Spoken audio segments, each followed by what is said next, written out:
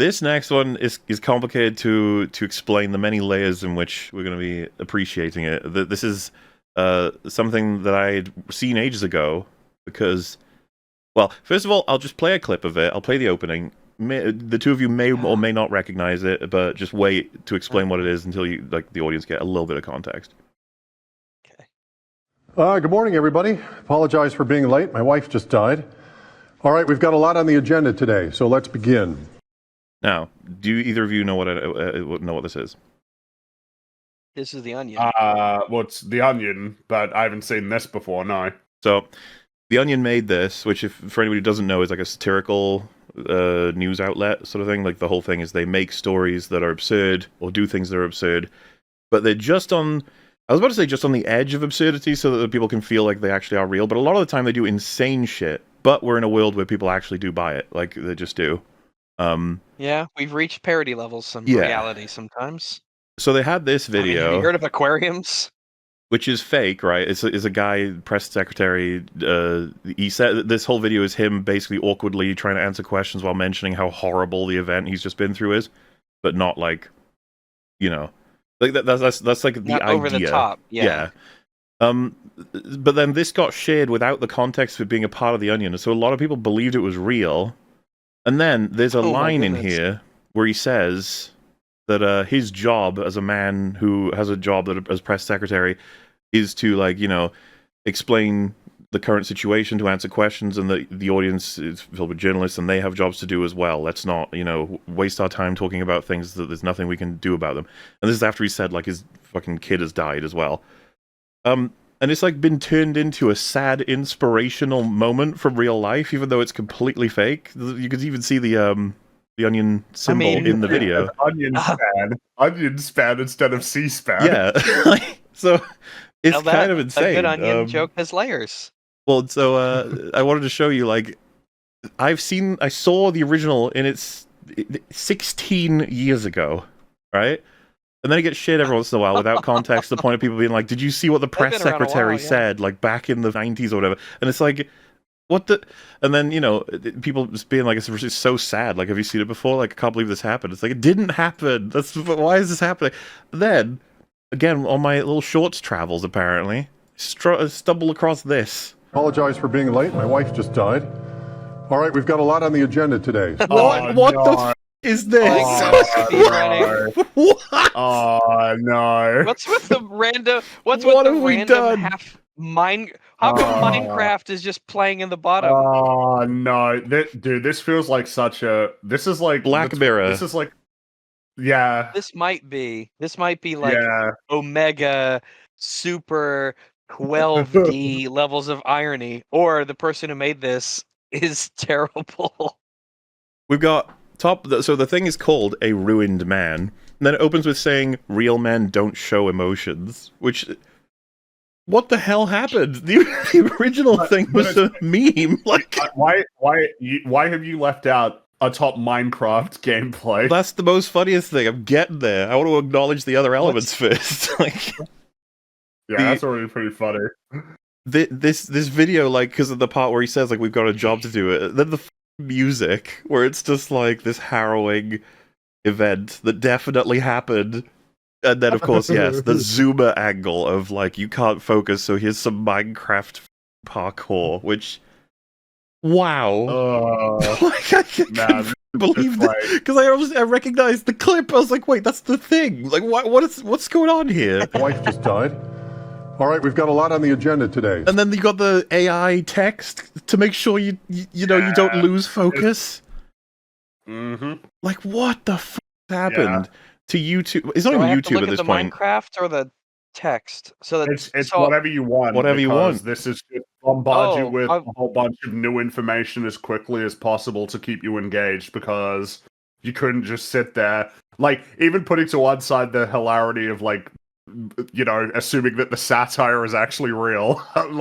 The fact that you couldn't even be patient enough to just watch it play out. It's we need some Minecraft footage to keep your brain occupied so you don't click off and watch something else. Yeah, it's a minute. I can't just listen to a man talk for a minute. A minute.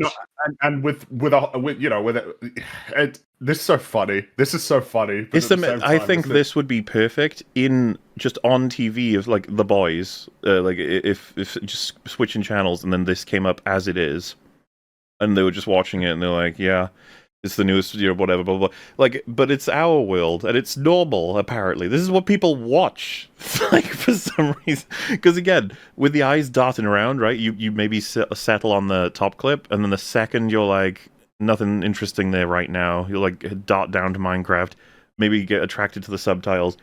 And then when the minute's over, it's like, what the fuck just happened? Subtitles. Well, because they're flashing, right? They're going down, up, down, and down, down. It's like, it's eyes, how they work. It makes me wonder how people carry out conversations in real life. So let's begin. Yes, Matthew? Hey, I'm so sorry. I mean, your wife. Yeah, well, as you might expect... Music. Holy shit. Where do we go wrong? This is like the cliche, generic, like, royalty-free, inspirational music that plays for, like, an inspirational speech, or alternatively this. The construction of this is so beyond cynical. It's genuinely trying to evoke like a base level emotion while keeping you busy because you don't actually give a shit. It's such a weird form of content. Well, yeah, it's I mean, isn't it like at this point just very, very, very well documented that our attention spans have like collapsed? There was actually a quote from deteriorated significantly. There's a quote from Jimmy Carr on Conan O'Brien's podcast where he says he thinks that our attention span for shit content has plummeted, but our attention span for good shit has like skyrocketed. There might be some truth to that. Yeah, maybe. His point of view is the podcasts are at an all-time high, but like, if they're meaty conversations with experts. Or us. My retort would be, how many of those people are watching it on their first monitor? How many of them are doing something else while they're listening to it? That's fair. I'm a multitasker. I mean, that has to be part of the equation. Could that be considered attention, though? I figure that like a measure of attention span is how long can you focus on like one activity, not like, well, yeah, but I mean, if you're like playing video games and as well. Well, some things don't. I think it's about your senses. So if you're listening to a podcast and it's pretty much all completely like oral, then you don't have to look at it. Yeah. And you could be you don't have to looking at something else. Yeah. But surely there would be like degrees of attention being paid to like if you're listening to something, right? Like I could and have just sat there and like listened to an audiobook while not watching anything. Like that to me would be a different level of focus compared to if I was listening to it while, I don't know, like watching YouTube, like watching something else on YouTube. But there are some like there are some like games that I can play that are so like they're so, I guess, that they don't require a lot of attention and focus because either I'm super familiar with them or they're very simple, so that my attention really is mostly focused on me listening to the thing. And then there's also this little game that I'm playing. I guess that's what I'm getting at, is that I'm more. I think I'm more interested, because I probably agree. It's like, yeah, I mean, podcasts are super popular at the, more so than they were before.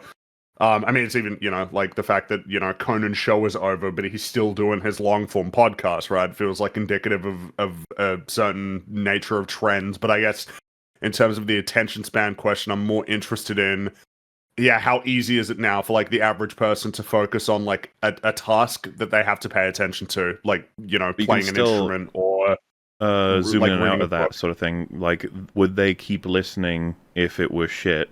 Versus even if it's on the like, even second monitor content has a level of quality assessment, presumably from you. Yeah, of course. Because if I'm playing something like Rags was mentioning, right, a game that requires almost full attention, then it's like, no podcast. But if I want to listen to a podcast that I don't care for the visuals of, for example, no offense to any particular podcast, but most of them, I don't really care about the visuals that much. I think everybody in chat probably has us on second monitor. I wouldn't be surprised at all.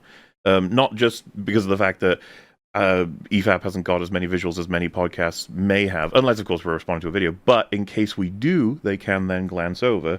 But then, of course, it's like, so if that's the case, then would you want to not fill your remainder, like your eyes? What are they going to be doing? It's like, oh, I'll throw them onto like an FPS or even Minecraft.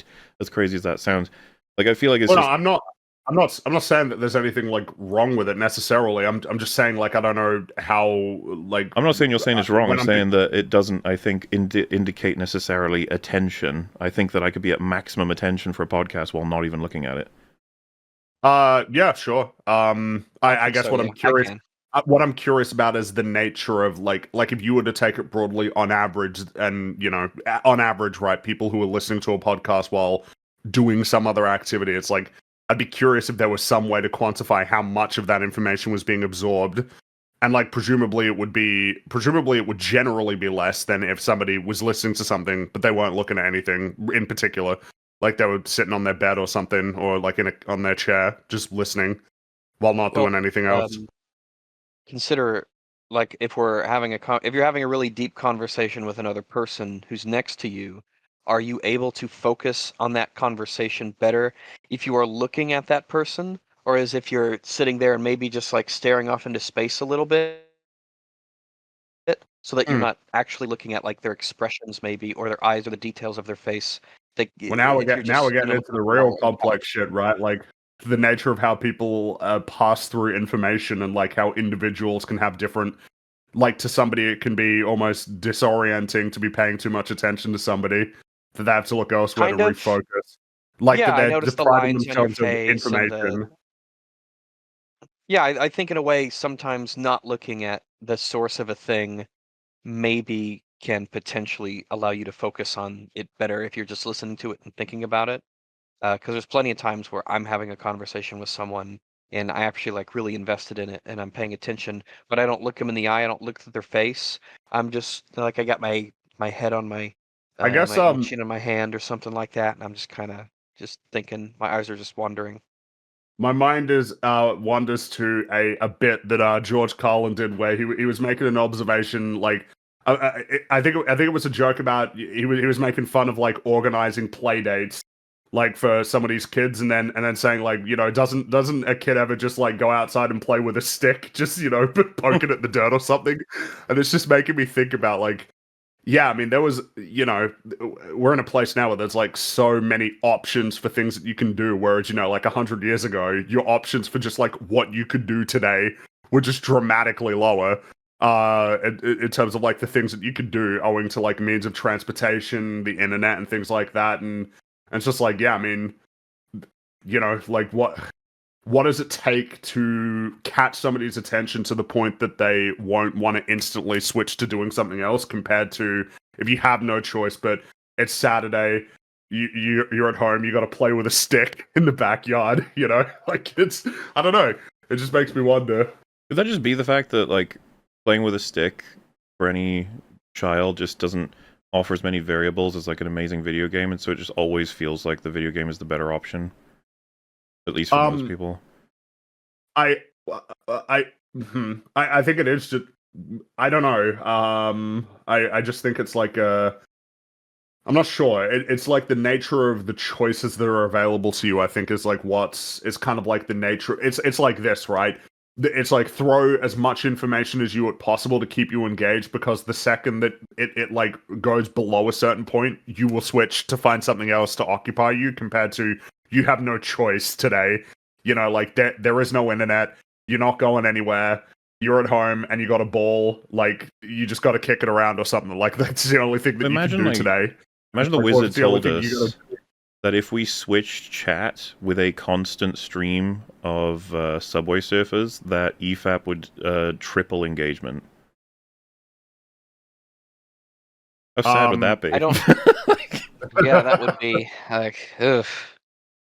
I just, Man, I wouldn't want to attract the kind of people who could only pay attention to our podcast if they have Subway Surfers to look at. Well, what if you had the sad reality of the wizard telling you that, no, you don't lose any, like, it's the same sort of breakdown of engaged viewers. You just, you know. I don't know. I don't think I could. I think I just feel too bad about myself. It's not what I would want anyway. I'd be like, no, it's so tacky, and I like reading chat. I guess I could have chat up anyway. It just wouldn't be on screen at that point, but that still feels sad, doesn't it? It just. I just couldn't respect my work at that point. It just looks so. It's such. I just want to see the day where it pops up in the theater on the side. That's when we know we've lost. It's all over. Like, would you? And it's like optional. The audience can vote. Thank goodness kids don't go out and vote. So, because like I said, no, unless the vote machines had Subway Surfers on them now. EFAP does this by animating the profile pictures, which is annoying on EFAP movies. Or annoying. Oh, ouch! Wow. I think what's frustrating about that is that like is additional work. Like that just takes work. And it makes it more dynamic, but it's just like, oh, well, yeah, that's just bombarding you with information to be like, are you paying attention? Are you paying attention? That's all it is. That's kind of lame. We're not saying that the closer to a black screen you get, the better the content is. Yeah, that's just annoying. Like that's an annoying observation. Well, yeah, I just want to let them know that they could annoying is an emotional reaction. It's totally fair. It's just that it's designed with very much the intention of increasing the engagement and entertainment of the substance of the entertainment. Like it's supposed to be actually being said. Yeah, it's supposed to help direct you into the same as... like I speak for probably all the people who ever edited any EFAP movies or TV. The difference between like a slow and fast zoom or a bounce is usually like down to the emotion of what the person is saying. And it's supposed to drive you along in it. In the same way that like music can do that or whatever else, it's supposed to help guide you through the emotional roller coaster of the thing itself. But not for everyone, I suppose. Anyway, back to this dystopian video. I was just gonna play a little bit more of it. Seems unlike anything I've ever experienced. Guy's wife dead. But got a lot to do today, so let's keep moving, okay? What I want to direct you to now is the fact that it's watermarked. He's got his symbol in this almost the Minecraft footage? Close to the center of the Minecraft footage. There's a symbol there that's his channel. Oh, that's okay. And it's just a symbol. There's no way we can link this back to him if you just found this out in the wild. Watermarking this. It's a song you didn't make from a clip you didn't make. You probably didn't make the Minecraft parkour. You record that. It's AI words, and then some people have speculated that this whole thing was made by AI. You probably can program them to do this automatically with viral videos, and then you watermark it. What are you doing? Yeah, he made this. Stop. This is his creation. This is him expressing himself. It makes you wonder if the AI itself watermarked it, The AI was like, I worked hard on this, man. Can you please let people know? Jim, what happened was she died. It was a car accident. We can't just bring the entire nation to a halt because of it. Cards or flowers can be sent to my office, thank you. Inspiring, to say the least, And there'll be comments reflecting that. It'll be like, wow, this man has been through a lot, and you know what? He stood tall, and that's all that matters. It's like, my God. Yeah, because they've cropped out the onion stuff on it. So I guess a lot of people. And they cropped in Minecraft. Yeah, thank God we kept the Minecraft. When they were making this, you could call it a sketch at this point, right? Imagine you showed them this. You said this is what's going to happen to this in 16 years. They'll be like, well, I hope we're dead by then. It kind of it's like a meme on I can't remember when I first heard this, but the idea of if there was a Fallout level apocalypse type thing, and then newer humans eventually uncover the ancient ruins of old civilization, they find McDonald's and they assume it's a religious thing because of the golden arches. And who did they worship here? That sort of thing. That's what this feels like. Like they've dug up this clip and they've completely changed the context of it. It's actually meaningful in its new form to a new audience. Oh yeah. That's a good analogy, yeah.